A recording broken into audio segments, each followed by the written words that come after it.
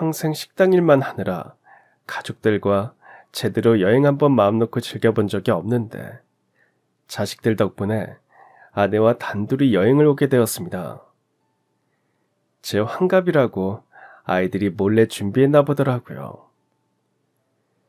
이런 호사를 누려도 되는 것일까? 저와 아내 모르게 준비한다고 애썼을 아이들 생각을 하니 고맙기도 하고 미안하기도 하네요.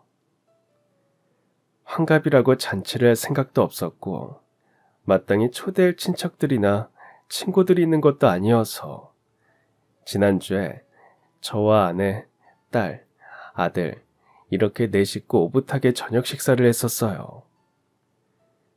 그때 대뜸 애들이 숙소를 잡아놨으니 그렇게 하려며 식당은 신경 쓰지 말고 엄마 아빠 둘이 재밌게 놀고 오라고 하더군요. 우리가 갈 식당도 예약해뒀으니 시간 맞춰 가기만 하면 된다면서요. 그러면서 예쁜 봉투에 용돈까지 두툼하게 넣어 저에게 주었습니다. 아내와 저는 얼떨떨한 마음에 뭐라고 말도 제대로 하지 못했어요. 누나랑 나랑 두 분 여행 보내드린다고 1년 동안 준비한 거 알아? 내가 취업한 지 얼마 안 돼서 누나가 조금 더 보탰어. 조금? 요거 말하는 거 봐라. 넌 앞으로 얄짤 없을 줄 알아. 내가 그동안 용돈 준 거 다 적어놨다. 이제 갚을 날만 있다는 것만 알아둬. 여전히 토닥거리면서도 우애가 좋은 아이들의 모습을 보니 눈물이 찔끔 날 것 같은 기분이었어요. 뭐가 그리도 좋은지 아내 입가에선 미소가 떠나질 않았습니다. 엄마 환갑 때도 기대해도 되겠지? 당연하지. 엄마 환갑은 아직 5년 남았으니까 그땐 우리가 해외 보내줄게. 말이라도 호강시켜주겠다는 아이들의 모습을 보니 유난히 배가 부른 기분입니다. 덕분에 여행을 기다리는 일주일이 무척이나 행복했어요. 식당을 마치면 아내와 둘이 머리를 맞대고 어딜 가면 좋을지 이야기하는 것이 정말 큰 즐거움이었어요. 자식들이 준비한 여행은 어디 하나 부족한 것 없이 정말 마음에 쏙 들었습니다. 저와 아내가 머물게 된 숙소는 걸어서 5분이면 바닷가에 갈 수 있는 호텔이었죠. 고층 바다 위의 객실 크기로 보아 돈 좀 썼을 것 같다는 생각이 들더군요. 아이들도 없는데 우리끼리 이렇게 좋은 데서 지내도 되나 마음 한켠이 불편했지만 행복해하던 아이들의 얼굴을 떠올리며 이번만큼은 저도 이 기쁨을 만끽하기로 했습니다. 방금 전까지 아이들이 예약해준 바닷가 근처 횟집에서 배부르게 만찬을 즐기고 산책 삼아 아내와 함께 해변을 천천히 걷고 있었어요. 이게 정말 얼마만의 여유인지 노을 지는 바다를 바라보며 감상에 젖어든 그때 제 휴대폰이 울렸습니다. 아이들이 영상통화를 걸어온 거였어요. 아이들은 저녁 장사를 마치고 잠시 여유가 생겼다며 연락을 했던 거였어요. 식당에서 일하는 직원들 대부분이 올해 손발을 맞췄기 때문에 아이들이 굳이 나가지 않아도 됐는데 저와 아내가 신경 쓸까봐 걱정이 됐는지 자진해서 나온 거였죠. 식당은 별일 없지? 아무 일도 없으니까 걱정 마시고 여행 즐기세요. 우리가 식당에서 자란 세월이 얼만데 바닷가 구경이나 실컷 하고 와. 우리도 오늘 식당 끝나면 이모 삼촌들이랑 회식할 거다. 그래, 카운터 서랍에 아빠 카드 있으니까 그걸로 맛있는 거 실컷 먹어. 집에 갈 때 선물 사갈게. 일요일에 보자. 낯선 곳에 있어서 그런 걸까요? 괜히 아이들이 더 반갑고 애틋한 마음이 드네요. 이제 환갑을 맞이하고 보니 그동안 우리 네 식구 무탈하게 잘 살아온 것이 그렇게 감사하게 느껴질 수가 없습니다. 지금 제 옆에서 활짝 웃고 있는 이 사람과 재혼을 하지 않았더라면 듬직한 우리 아들도 제 곁에 없었겠죠. 문득 우리가 처음 만났던 20년 전 그날이 영화처럼 떠오릅니다. 당시 저는 13살 딸아이를 혼자 키우고 있었어요. 아내와 사별 후 5년이라는 세월이 흘렀죠. 딸에게 저는 언제나 미안한 아빠였습니다. 엄마의 손길이 한창 필요할 때인데 제가 보통 서툰 게 아니었거든요. 아내가 딸에게 해줬던 만큼 해줄 수 없다는 게 얼마나 괴로운 일인지 모르실 거예요. 아내와 함께 꾸려갔던 식당. 비록 작은 식당이었지만 이곳에서 우리 부부는 예쁜 딸을 키우면서 앞으로 행복하게 살아갈 꿈을 키워갔었어요. 하지만 딸이 초등학교에 갓 입학했을 무렵 갑작스럽게 아내가 우리 곁을 떠나버렸습니다. 그때는 세상이 무너지는 것처럼 막막하기만 했어요. 아내와 늘 함께했던 공간에 혼자 있어야 된다는 자체만으로 눈물이 왈칵 쏟아질 것 같았지만 마음껏 슬퍼할 수도 없었습니다. 저는 딸에게 남은 유일한 보호자였고 우리 가족의 생계를 위해서 식당도 혼자 운영해야 했으니까요. 작은 식당이니까 어떻게든 혼자 해나갈 수 있지 않을까 그런 생각을 했지만 전부 저의 오만이었어요. 아내의 빈자리는 너무나도 컸습니다. 식당 곳곳 아내의 손길이 닿지 않은 곳이 없었어요. 어떻게든 이 공간을 지켜나가는 것이 제가 해야 할 사명이라는 생각이 들었습니다. 식당엔 늘 손님이 있었어요. 제 요리 솜씨가 나쁘지 않은 덕분인지 운 좋게 맛집이라는 입소문을 타고 많은 분들이 찾아주셨죠. 직원 한 명과 함께 나름대로 잘 운영을 해나가고 있었습니다. 식당 일이 바빠질 때마다 기쁜 한편 딸에겐 늘 미안했어요. 아내가 떠나고 딸은 제가 없으면 항상 불안해했어요. 그런 모습을 볼 때마다 가슴이 찢어지는 것 같았습니다. 딸은 학교가 끝나면 언제나 제 식당으로 와서 마루 한쪽에 상을 펴놓고 숙제를 하거나 그림을 그리면서 시간을 보냈어요. 집이 식당 바로 뒤에 있었지만 빈집에 혼자 있는 걸 싫어하는 딸은 늘 바쁜 제 곁에서 저를 바라보면서 그렇게라도 아빠의 온기를 느끼고 싶어 했던 것 같아요. 소윤아, 학원을 보내줄까? 아빠가 바빠서 제대로 놀아주지도 못하는데. 싫어. 아빠 옆에 있을래. 아빠 보는 거 좋아. 8살이 된 딸의 스케치북에는 식당에서 일을 하고 있는 제 모습이 가득 그려져 있었어요. 가끔 엄마가 보고 싶다고 보칠 때면 애써 딸을 달래며 남몰래 마음으로 울어야 할 때도 있었지만 딸은 참 고맙게도 별다른 투정 없이 잘 지내주었습니다. 시간이 지나면서 자연스럽게 나아진 것도 있었겠죠. 저는 어린 딸을 위해서라도 열심히 돈을 벌어야겠다고 아내와 늘 이야기했던 것처럼 우리 딸 하고 싶은 거 다 해줄 수 있게 그렇게 노력해야겠다고 다짐했어요. 그렇게 5년의 세월이 흘렀습니다. 시간은 화살처럼 빠르게 지나갔고 그동안 딸과 저도 엄마 없이 아내 없이 사는 삶에 많이 익숙해져 있었어요. 그리고 가게에 딱 붙어 지내던 딸도 이젠 집에서 혼자 지내는 걸 싫어하지 않게 되었죠. 정말 다행이었어요. 저에겐 그것이 딸의 마음이 많이 회복되었다는 소중한 변화로 느껴졌습니다. 그 무렵 5년 동안 함께 일했던 직원이 갑자기 일을 그만두게 되었습니다. 딸이 출산을 했는데 도와줘야 할 것 같다면서요. 5년 동안 큰 소음 없이 잘 지내고 있었기에 정말 아쉬웠지만 어쩔 수 없이 급하게 직원을 구해야 했습니다. 몇 명 면접을 봤지만 처음 봤을 때부터 유난히 마음에 들었던 사람이 있었어요. 딱 봐도 온몸에 의욕이 넘쳐 마구 뿜어져 나오는 그런 사람일까요? 남편과 이혼을 하고 8살짜리 아들을 혼자 키우고 있다는 아이 엄마는 무척 씩씩해 보였어요. 이미 전에도 식당에서 일해본 경력이 많은 것도 마음에 들었고 어딘가 저랑 비슷한 형편의 마음이 갔던 저는 더 볼 것도 없이 이 사람을 직원으로 뽑기로 했습니다. 그때만 해도 이 사람과 부부의 연을 맺고 남은 평생을 함께하게 될 거라곤 전혀 예상하지 못했어요. 첫 출근부터 아내의 싹싹하고 밝은 성격은 빛을 발했습니다.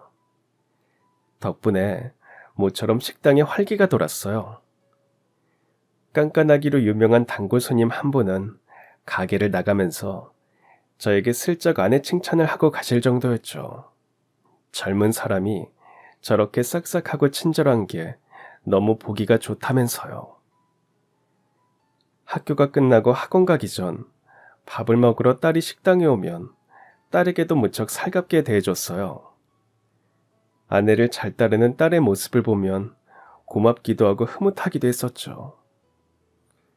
가끔 저 몰래 딸이 아내와 비밀 이야기를 하는 장면도 목격했어요.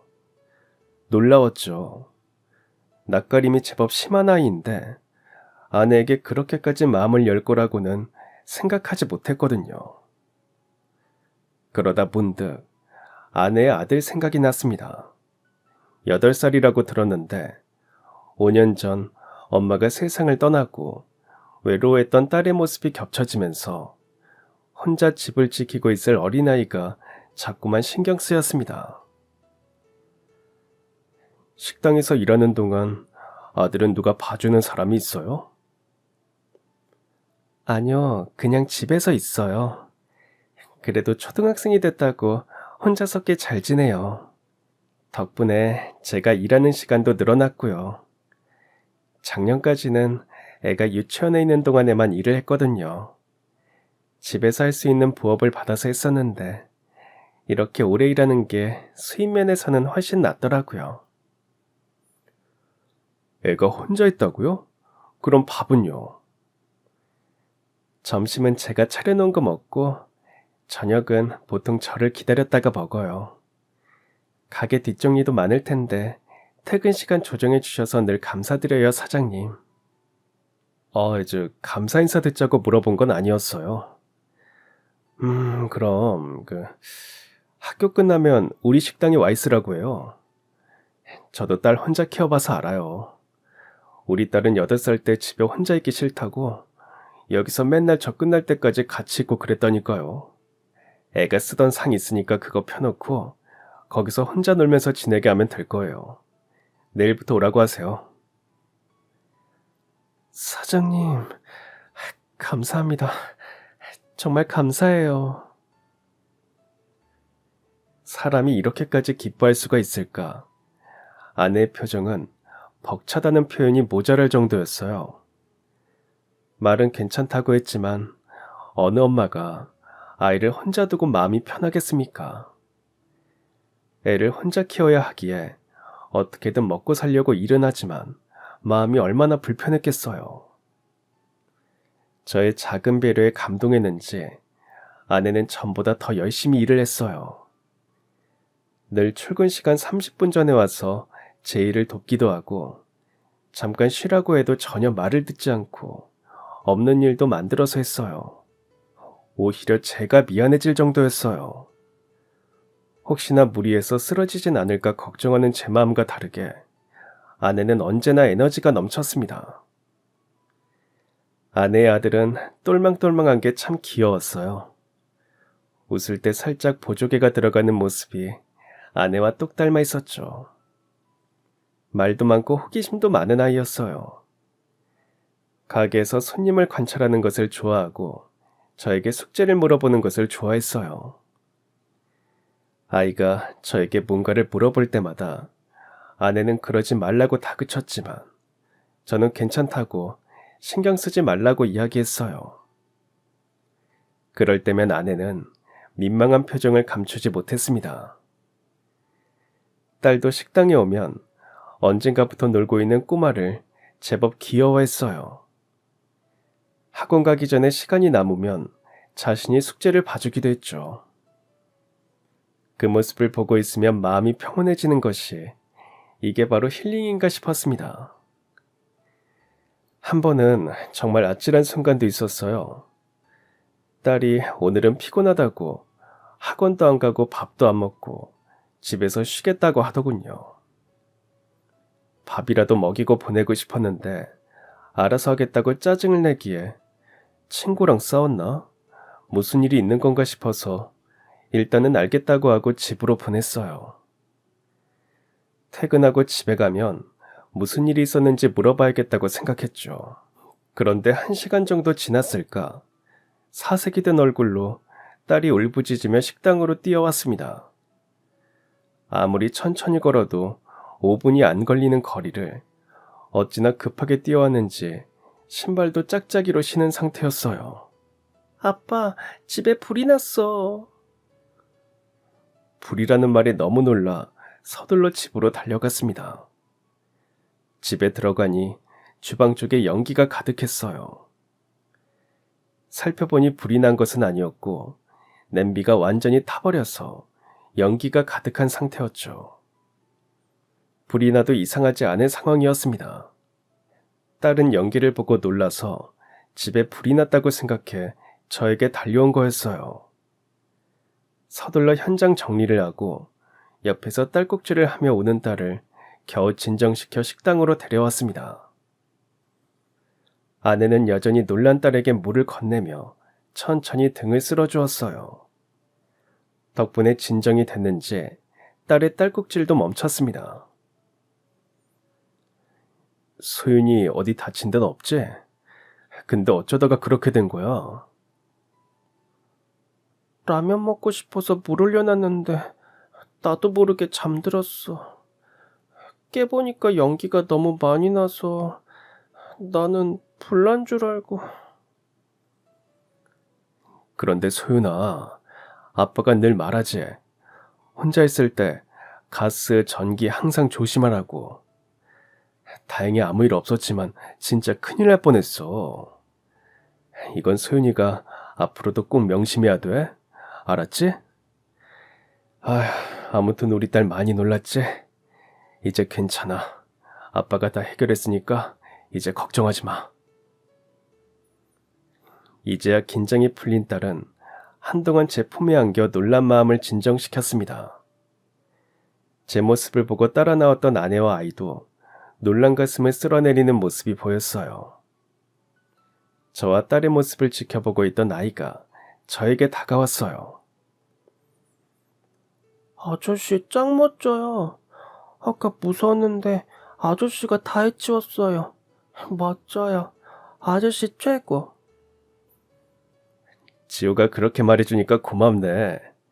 지호도 무슨 일이 생기면 아저씨 불러. 그럼 아저씨가 다 해결해줄게. 자, 약속. 제 손에 약지를 걸고 엄지도장까지 찍은 아이는 뭐가 그리 좋은지 발을 동동 구르며 좋아했어요. 눈을 반짝이며 고개를 끄덕이는 아이의 모습을 보는데 알 수 없는 책임감까지 생기더군요.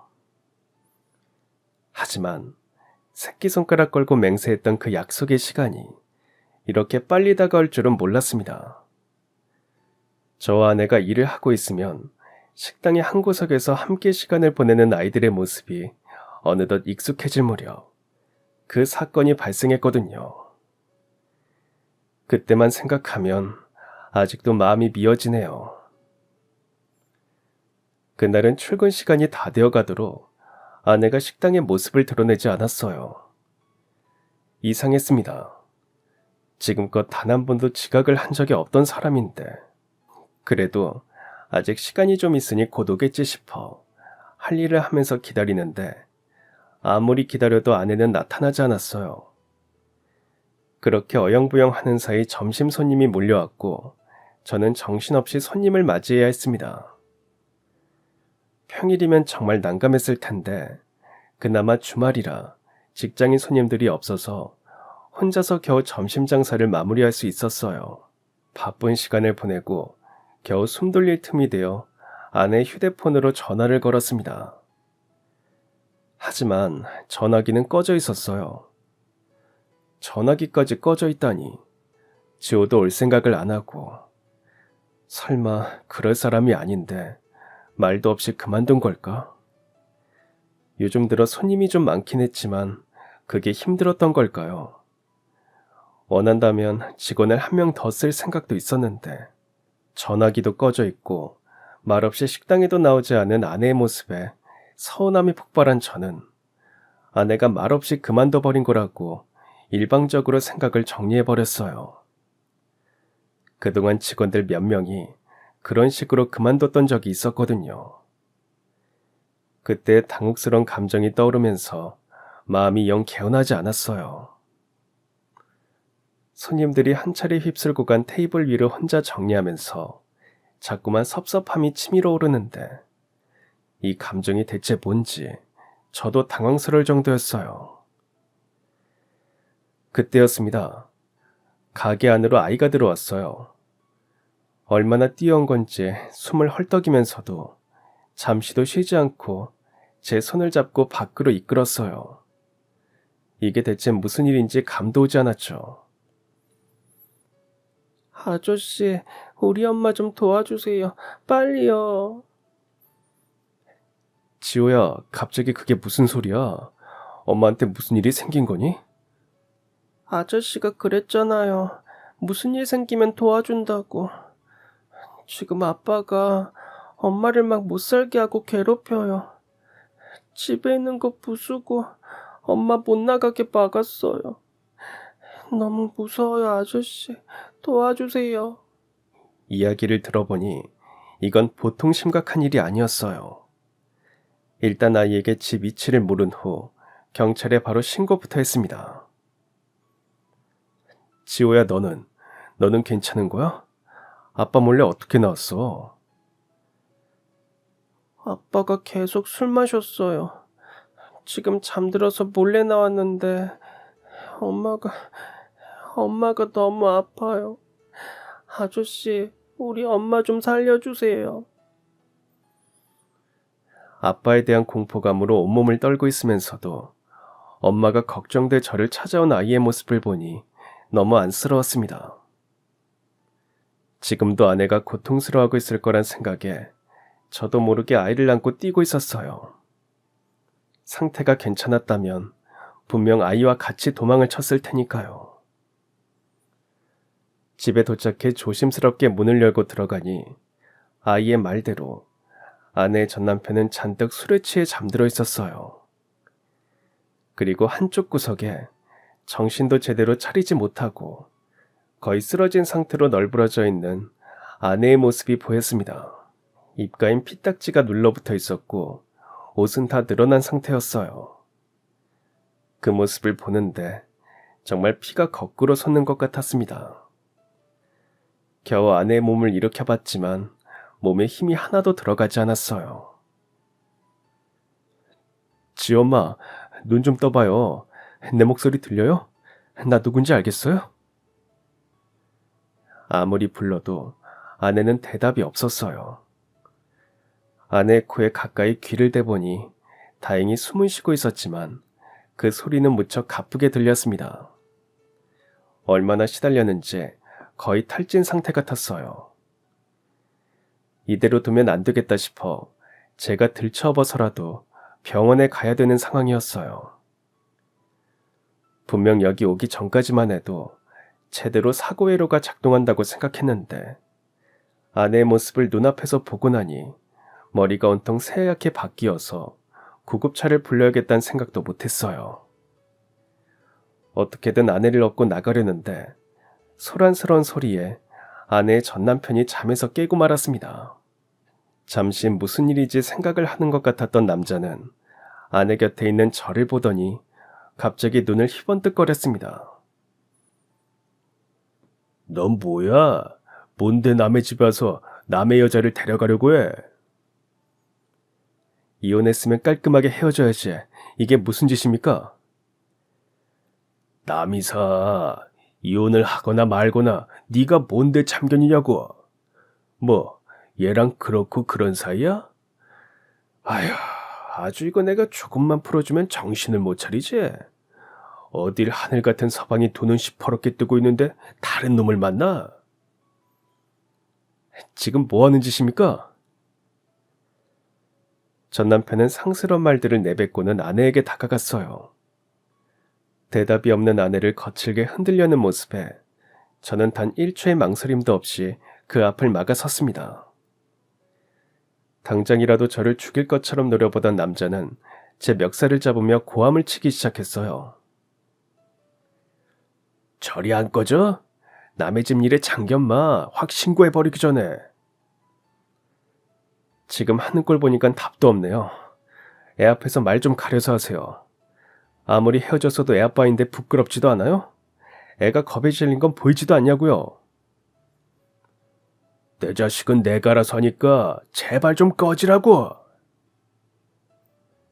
제 멱살을 잡은 남자의 손에 힘이 잔뜩 들어갔고 참지 못한 제가 폭발하려던 그 순간 경찰이 들이닥쳤습니다. 정말 타이밍이 딱 맞았어요. 애초에 현관문을 열어뒀기 때문에 집 근처로 왔던 경찰이 소리를 듣고 바로 들어올 수 있었어요. 경찰이 나타나자 남자 얼굴에 낭패감이 가득했습니다. 아이 진짜, 무슨 집안일에 경찰까지 와. 제가 이 여자 남편인데요.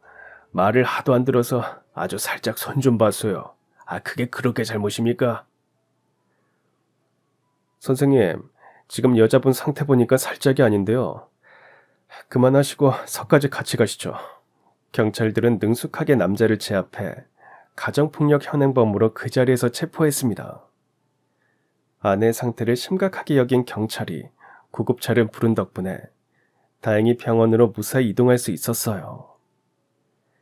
구급차가 오는 동안 딸을 불러 아이를 챙겨달라고 부탁을 하고 저는 아내와 함께 병원으로 향했습니다.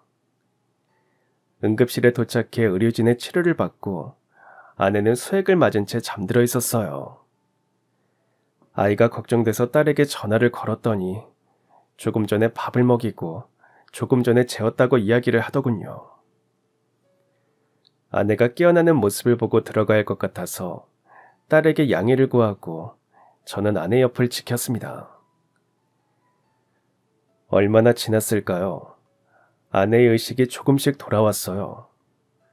깜짝 놀라 의사 선생님을 불렀더니 가벼운 뇌진탕 증상이 있었지만 걱정할 정도는 아니라고, 다행히 뼈나 장기 쪽은 이상이 없다고 하셨고 남은 수액을 다 맞고 퇴원해도 좋다는 이야기를 하셨어요. 멍이 심하게 들겠지만 시간이 지나면 사라질 테니 걱정 말라는 말도 덧붙였어요. 마음속으로 감사하다는 말을 수백 번 수천 번 외쳤습니다. 아내는 의식을 찾은 뒤 다시 잠이 들었어요. 이마에 식은땀을 흘리며 잠들어 있는 모습이 참 안쓰러웠습니다. 얼마나 시간이 흘렀을까요? 제 말에 눈을 뜬 아내는 잠시 허공을 바라보더니 퍼뜩 정신이 난 것 같았어요. 사장님, 우리 지호는요? 지호는 걱정 말아요. 소윤이가 돌보고 있어요. 조금 전에 잠들었다고 그러더라고요. 지호가 무사하단 말에 아내의 눈가에서 눈물이 주룩 흘렀습니다. 한결 안심하는 표정이었어요. 사장님, 정말 감사합니다. 아니에요. 전화라도 하지 그랬어요. 그럼 더 빨리 왔었을 텐데. 그 사람이 다 던져버려서 아마 고장났을 거예요. 그런데 어떻게 알고... 지호 정말 잘 키우셨던데요. 그 꼬마가 엄마 지키겠다고 숨이 가쁠 정도로 뛰어왔거든요. 덕분에 제가 늦지 않게 올 수 있었고요. 정말 감사합니다. 뭐라고 감사를 드려야 할지. 그 사람은... 이제 아무 걱정 말고 마음 편히 먹어요. 그 사람 경찰이 잡아갔으니까. 제 말에 큰 한숨을 내쉰 아내가 할 말이 있는 듯 입술을 달싹거렸습니다. 그러더니 조심스럽게 자신의 과거 이야기를 꺼냈어요. 제가 알기 전 아내의 삶은 상상할 수 없을 정도로 비참했더군요. 아내는 전 남편과 한 동네에서 오래 알고 지낸 사이였다고 했어요. 부모님 두 분 모두 세상을 떠났을 때 전 남편이 곁에서 큰 도움이 되었다고요. 그렇게 고마운 마음이 애정으로 발전했고 결혼까지 하게 되었고 곧바로 지호를 낳았다면서 그때만 해도 참 좋았다고 꿈을 꾸는 듯한 표정으로 이야기했습니다. 그 사람은 가진 건 없었지만 참 착한 사람이었어요. 저한테도 잘했고 우리 지호도 정말 끔찍하게 예뻐했거든요. 지금은 비록 가난해도 서로 열심히 살다 보면 좋은 날이 오지 않을까 그렇게 믿고 살았어요. 그런데 사람이 변하니까 정말 무섭더라고요. 아내의 전 남편이 달라지기 시작한 건 다치고 난 후였다고 했어요. 공사장을 돌아다니며 일용직으로 일을 했던 전 남편이 일을 하던 중 발을 헛디뎌 크게 다치게 되었고 그때 허리 수술까지 받게 되었다고 했습니다. 그 후 원래 하던 일은 할 수 없게 되었고 몸이 아픈 전 남편은 매일 집에서 술만 마시게 되었다고요. 처음에는 본인도 얼마나 힘들면 그럴까. 아픈 걸 술에 기대서라도 잊으려고 그러는 거니까 이 시기만 지나면 그 사람이 다시 일어날 거라고 그렇게 믿었었어요. 그래서 지호가 유치원에 가면 그 시간 동안 동네 아는 언니가 하는 식당에서 일을 하면서 돈을 벌었어요.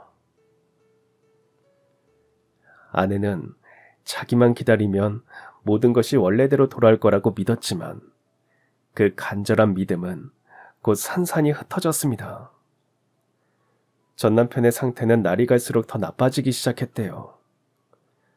공사장 일을 하면서 사람이 좀 거칠어진 면은 있었지만 나쁜 짓은 하지 않았는데 술을 먹고 밖에 나가는 일이 잦아지더니 결국 도박에까지 손을 대고 말았다고요. 집에만 있다가 밖에 나가는 모습을 보고 사실 다행이라고 생각을 했던 것 같아요. 이제 뭔가 예전의 모습으로 돌아오려나 하는 기대도 있었고요. 그 사람이 공사장에서 일할 때 친하게 지냈던 형님을 만나러 간다고 하기에 돈을 좀 달라고 하더라고요. 밥이라도 사면서 조금이라도 편하게 할 수 있는 일자리를 구하려고 그래서 나가는 거라고 생각했는데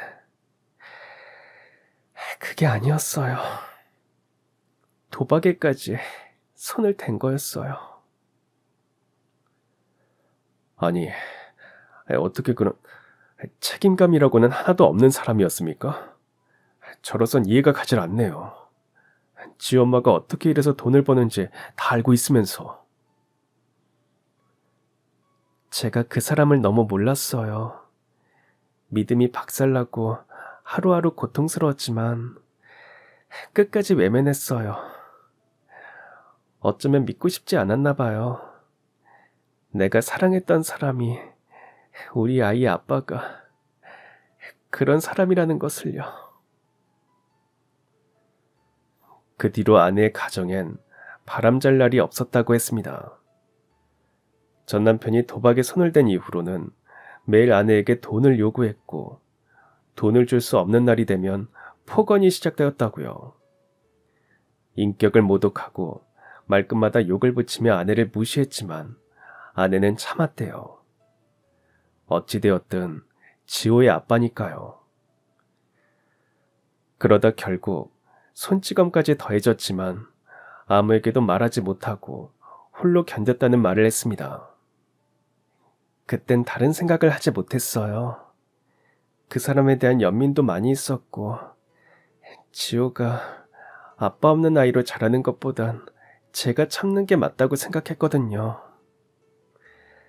그리고 도박이 잘 되는 날에는 다시 옛날의 모습으로 돌아오는 것 같았어요. 물론 그게 건강한 방법은 아니었지만 당시에는 어쩔 수가 없었어요. 그렇게라도 믿고 싶었어요. 주위에 도움을 청할 곳도 없었고요. 내 손으로 경찰에 신고하는 건 정말 상상도 하지 못했고요. 말을 하는 아내의 표정은 덤덤했지만 눈가에는 이슬이 맺혀 있었습니다. 조심스럽게 토닥이는 제 손길에 깊게 숨을 들이마시고는 다시 이야기를 이어갔어요. 저 정말 다 괜찮았어요. 밖에서 일이 안 풀리는 날엔 화풀이가 더 심해졌고 손찌검의 강도가 세졌지만 참을 수 있었어요. 그런데 그 사람이 지호한테까지 손을 뻗으려고 했을 때는 저도 더 이상 가만히 있을 수가 없었어요. 아들을 괴롭히려는 모습에 아내는 결단을 해야 했습니다. 아들을 위해 참고 살았지만 자신이 일하고 온 사이 전 남편에게 괴롭힘을 당하며 울고 있는 아들의 모습을 본 순간 그것이 결코 옳은 것이 아니라는 생각에 정신이 퍼뜩 들었대요. 저런 아빠라면 곁에 있는 것이 더 위험하겠다는 생각이 들었다면서요. 결국 아내는 이혼을 준비했습니다. 전 남편은 절대로 이혼을 받아줄 사람이 아니었기에 준비하는 과정이 만만치는 않았다고요. 다행히 아내의 사정을 딱하게 여긴 식당 주인분의 도움으로 변호사를 만나 가정폭력에 대한 증거를 수집하고 철저하게 대비를 했대요. 그렇게 긴 싸움 끝에 결국 이혼을 하게 되었다고요. 주변의 좋은 어른분들 덕분에 이혼까진 무사히 하게 됐지만 그 뒤가 막막했어요. 서류상 정리가 됐지만 혹시라도 저 아들에게 찾아와 그 사람이 해코지를 하진 않을까 두려웠어요. 그래서 이사를 선택한 거예요. 그 사람이 모르는 곳으로 숨으면 아들이랑 저 행복하게 지낼 수 있을 것 같았는데. 그 사람이 여기를 어떻게 알게 된 거예요? 여기로 이사 오기 전에 이삿짐 센터를 이용할 형편도 안 되고 그럴 만한 짐도 없어서 짐을 좀 붙인 적이 있어요. 아마 그것 때문에 알게 된 게 아닐까 생각이 들긴 하는데 대체 왜 이제야 나타났는지는 저도 알 수 없지만요. 아마도 돈이 부족해서겠죠. 저를 보자마자 돈을 내놓으라고 난리를 쳤으니까요. 이어진 아내의 말을 듣고 있기에는 정말 처참했습니다. 몇 시간 동안 이어진 괴롭힘에 지호와 둘이 공포로 떨어야 했다면서요. 본인이 다치는 것은 괜찮지만 아들 마음에 큰 상처가 되진 않을지 그게 너무 걱정이라며 고개를 푹 숙였어요. 제가 정신을 더 차렸어야 했는데 너무 부주의했어요. 저 때문에 지호가 위험해질 수도 있었는데 그 사람이 어떤 짓을 저지를지 몰라서 당하고 있을 수밖에 없었어요. 제가 다치더라도 지호를 지켜야 하니까요. 그래서 그 사람이 하는 대로 따라야만 했어요. 저 참 답답하죠. 정말 바보 같죠. 무슨 말을 그렇게 하십니까? 엄마니깐 당연히 그럴 수 있어요. 지엄마가 느끼기에 그땐 그 방법이 최선이었던 거잖아요. 덕분에 지호 몸에 상처 하나 없이 잘 지켰고 지호는 자기 엄마를 구했고요. 두 사람 모두 서로에게 정말 큰 도움이 된 거예요. 그렇게 생각하지 마세요. 사장님, 이게 정말 무슨 민폐인지 모르겠어요. 너무 감사합니다. 오늘의 은혜는 제가 더 열심히 일하면서 갚을게요. 그렇게 고마우면 아무 생각하지 말고 일단 몸부터 추스르세요. 당분간 식당 일은 제가 알아서 할 테니 신경 쓰지 마시고 지호랑 지호 엄마 두 사람부터 챙기세요. 몸에 든 멍이 다 나으면 그때 다시 나와요. 그동안 마음도 잘 챙기고요. 제 말에 흐느끼며 희미하게 어깨를 들썩이던 아내는 천천히 고개를 끄덕였습니다. 나보다 5살이나 어린 사람이 대체 그동안 어떤 삶을 견디며 살아온 걸까? 마음이 아프고 속이 쓰려웠어요. 한없이 밝고 언제나 웃음을 잃지 않았던 사람에게 이런 아픔이 있을 거라고는 생각하지도 못했기에 저 역시 적잖이 충격을 받았던 것 같아요. 왜 이혼을 했는지 미리 알았더라면 이런 일을 막을 수 있었을까요? 오지랖이라는 것을 알면서도 자꾸만 옆에서 지켜주고 싶다는 마음이 생겼습니다. 퇴원 후 아내는 집으로 돌아갔지만 그곳에서의 기억이 괴로운지 견디기 힘들어했습니다. 그래서 저는 우리 집 옆에 있는 작은 쪽방에 아내와 아들이 머물 수 있게 자리를 마련해 주었어요. 낡은 공간이었지만 아내와 아들의 마음은 편안해 보였습니다. 그 사이 아내의 전 남편은 폭행죄로 처벌을 받은 것은 물론이고 접근금지 처분까지 받게 되었습니다. 덕분에 아내와 아들은 조금씩 일상을 회복할 수 있었어요. 그 사건이 있고 난 후 저와 아내는 부쩍 가까워졌습니다. 아내가 저를 많이 의지하는 것이 느껴졌어요. 전 남편 관련 해결해야 할 문제들이나 혼자서 하기 버거운 일들이 생기면 저에게 조심스럽게 도움을 요청했어요. 아내의 부탁을 받을 때마다 어쩐지 마음이 기뻤어요. 이 사람이 이젠 나를 정말 의지하고 있다는 생각에 그렇게 뿌듯할 수가 없었어요. 아내의 아들도 마찬가지였어요. 그날 제가 자신을 도와줬던 장면을 생생하게 기억하고 있었어요. 그러면서 식당에 올 때마다 연예인을 좋아하는 팬처럼 저를 졸졸 따라다녔어요. 제 아들이 될 운명이라서 그랬을까요? 그런 아이의 모습을 볼 때마다 저도 자꾸 웃음이 나왔습니다. 아이가 저를 좋아해주는 것이 참 기뻤어요. 그렇게 1년이라는 세월이 지나는 동안 저와 아내, 딸과 아들, 우리 네 사람의 사이의 관계는 꽤 많이 발전되어 있었어요.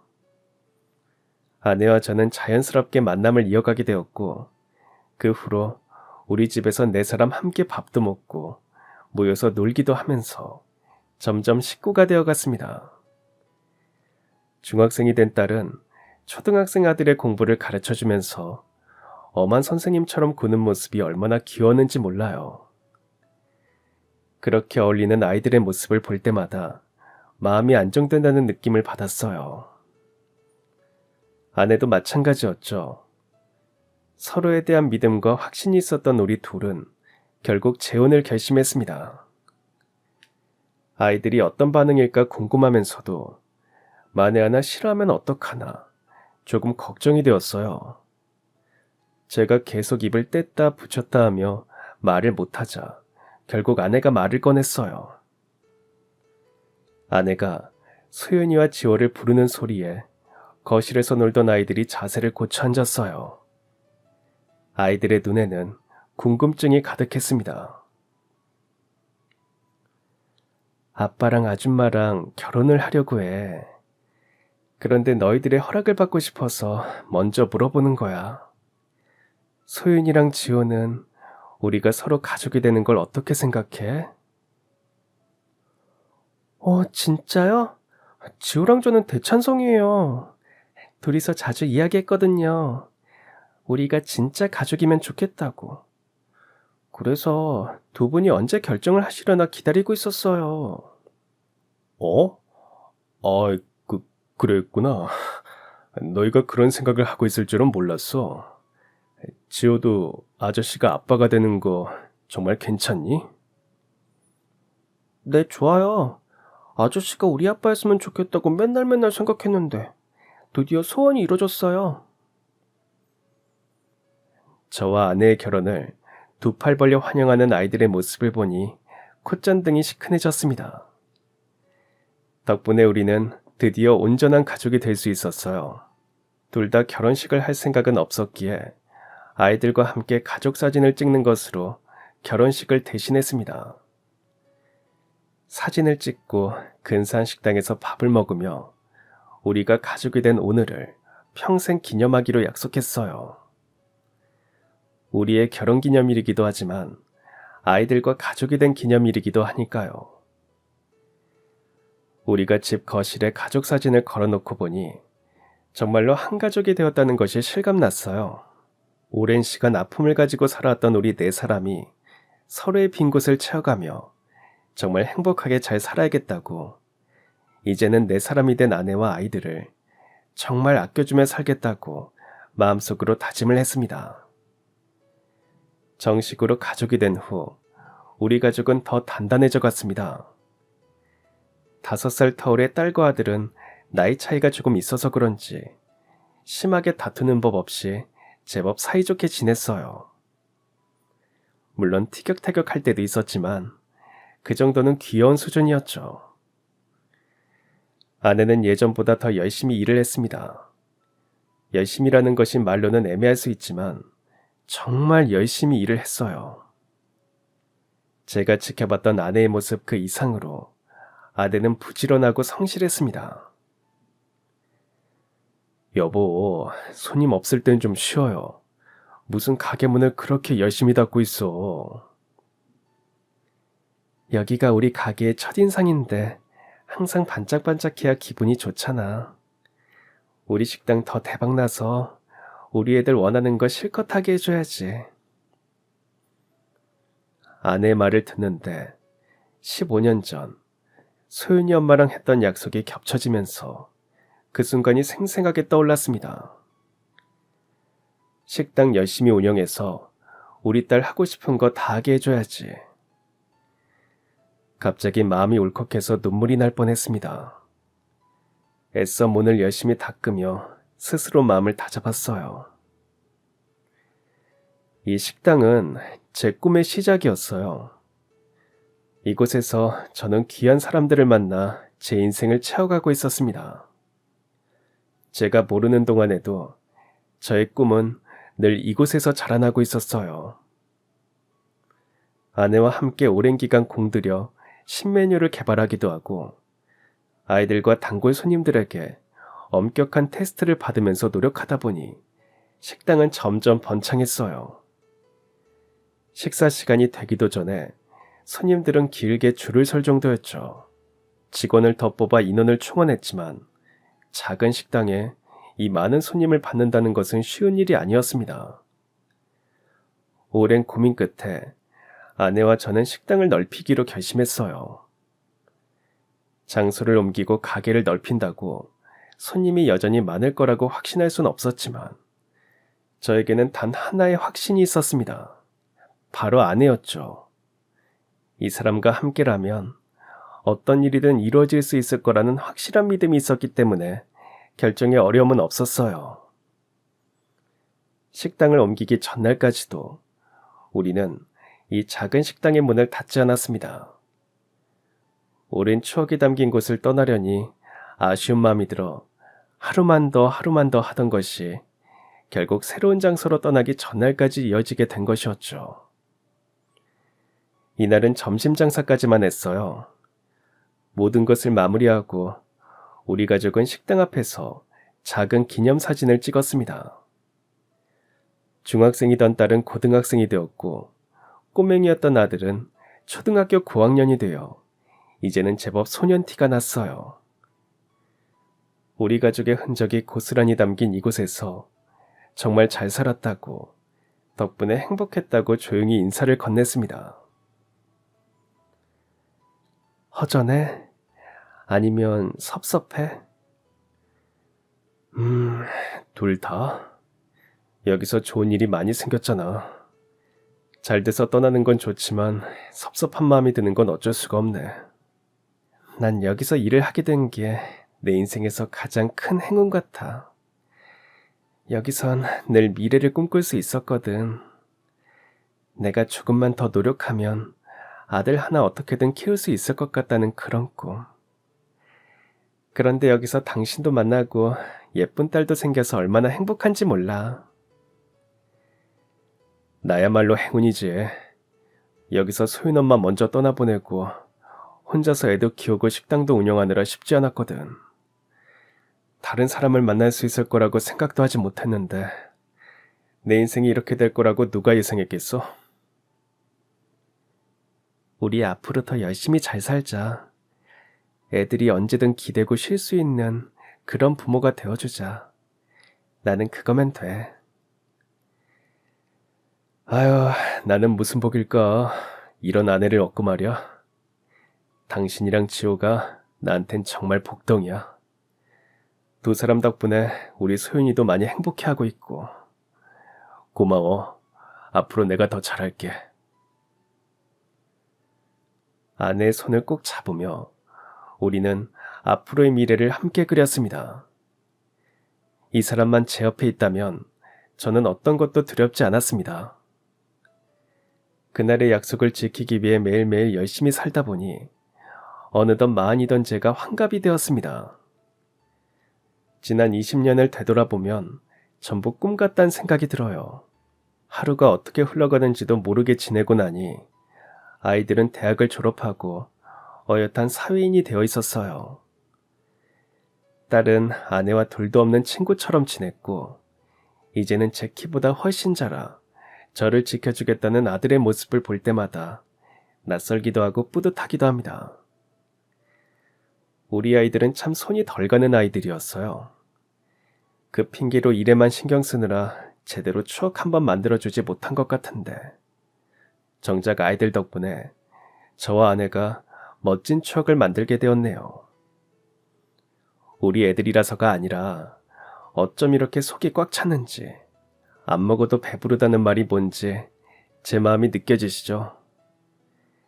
이 계절의 바다는 덥지도 춥지도 않고 딱 좋아요. 선선한 바람이 기분 좋게 이마에 닿을 때마다 마음이 간질간질해집니다. 오랜만에 여행에 아내가 기분이 좋은지 제 손을 열심히 흔들며 걸어갑니다. 여보, 우리 지금까지 잘 버티면서 참 잘 살았다. 그치? 이게 다 당신 덕분이야. 당신이 옆에 없었다면 이렇게 지낼 수 있었을까? 나 이젠 옛날에 힘들었던 생각이 하나도 안 나. 당신이랑 애들 덕분에 다 치유받았나 봐. 아내와 대화를 나누다 잠시 하늘을 올려다봤습니다. 어두워진 하늘 위로 반짝이는 별들이 보였어요. 소윤 엄마가 세상을 떠난 그날 세상이 무너져 내린 줄 알았는데 남은 사람은 어떻게든 살아가기 마련인가 봅니다. 아이들이 저와 아내를 위해 준비한 이번 여행은 단순한 휴식의 의미가 아니라 지난 세월을 돌아보게 해준 선물 같은 시간인 것 같아요. 그 시간 동안 가족은 단순히 피가 이어진 사람만이 되는 것이 아니라 함께 울고 웃으며 지켜온 시간이 계속 쌓여 만들어지는 거라는 것도 가슴 깊이 알게 되었어요. 20년 전에도 그리고 지금도 여전히 제 옆을 지키고 있는 아내의 모습을 바라보며 남은 세월도 든든한 울타리가 되어주겠노라고 조용히 다짐해봅니다. 사별의 아픔으로 시작해 새로운 인연을 만나고 이렇게 온전한 가족이 되기까지 참 많은 일이 있었습니다. 앞으로의 세월이 우리 가족에게 어떤 모습으로 다가오더라도 우리가 함께 있다면 무슨 일이든 잘 버티고 이겨낼 수 있을 것 같습니다. 저는 이 사람의 남편이고 두 아이의 아빠이기 때문에 앞으로도 우리 가족의 옆자리를 지키고 있겠습니다. 그럼 지금까지 사연 들어주셔서 감사합니다. 사연이 재밌으셨다면 구독과 좋아요 부탁드려요. 감사합니다. 안녕히 계세요.